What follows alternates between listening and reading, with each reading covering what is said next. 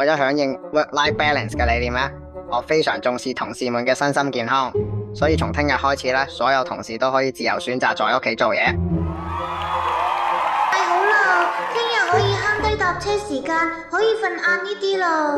一日之後，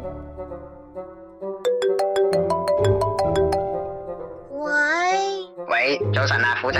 早晨，有咩事咩，老闆？冇事啊，即係最近天氣有少少熱噶，提醒你記得多啲飲水。多謝，收到老闆。30分鐘之後。喂，虎仔食咗早餐未啊？未食啊。你一定要記得食早餐啊！之前有同事因為冇食早餐返工而暈低咗，你知嘅，我最關心同事嘅健康啦。好嘅，多謝你嘅關心。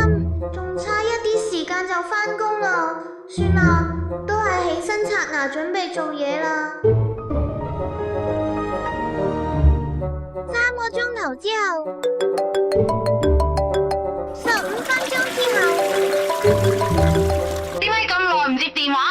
唔好意思，剛才肚痛，去咗下洗手間。公司規定，辦公時間內在家工作嘅時候，如果有公司來電，必須喺10秒內接聽，否則視為曠工。我唔係故意噶。我再俾多次機會你，如果仲有下次，你肯定收硬警告信。8號西北烈風或者暴風信號生效，天陰有狂風同大雨。